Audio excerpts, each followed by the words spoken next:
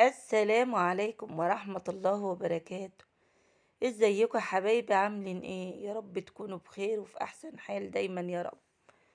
زي ما انتوا شايفين يا حبايبي، النهاردة موعدنا الاسبوعي، بقدم لكم المنيو 7 اكلات مختلفة طول الاسبوع. يلا بقى شوفوا الفيديو بتاعي واختاري الاكلة اللي تعجبك واللي تناسبك. ولو عجبكم الفيديو يا حبايبي حطوا اللايك، اهم حاجة اللايك يا حبايبي، هو اللي بيظهر الفيديو ويخليه يبان لأكبر عدد من الناس.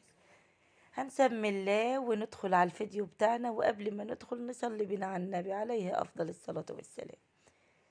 زي ما انتوا شايفين النهاردة بقى أول وجبة في المنيو بتاعنا هو السمك، ما شاء الله.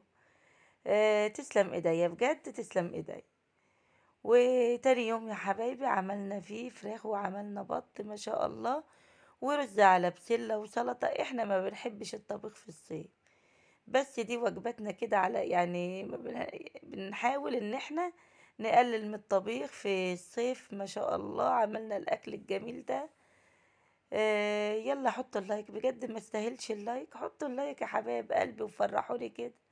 والله انا بعمل لكم الفيديو ده ما قادرة اتكلم اصلا، بس حبايب قلبي متعودين يشوفوا المنيو بتاعي كل اسبوع. ما شاء الله الاكل جميل كده يفتح النفس على الاكل. وده كان تاني يوم في المنيو بتاعنا يا حبايب قلبي، وبعد كده قضيناها اليوم اللي بعده عملنا أكل برضه، يعني حاجة حلوة كده تفتح النفس.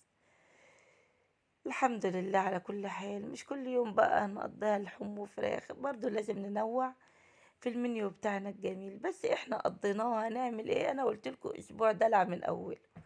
عملنا رز بسمتي ما شاء الله، وعملت لحمة ومخلل وسلطة، وقضينا اليوم ده يا حبايب قلبي. كان قلت لكم المنيو منيو كله دلع، بس على مين برضو قضيناها في المنيو بتاعنا.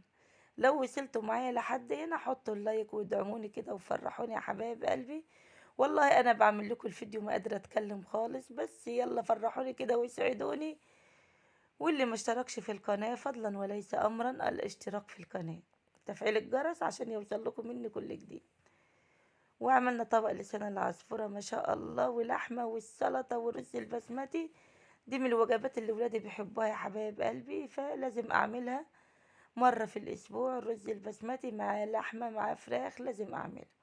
وهنا بقى ضيعنا وعملنا مكرونة وبيض وعملنا سلطة. والله برضو كل حاجة مكلفة، سواء لحوم وفراخ، وسواء بنضيع اليوم كله، والله تكلفة. الله المستعان على الغلا اللي احنا شايفينه والغلا اللي لسه هنشوفه.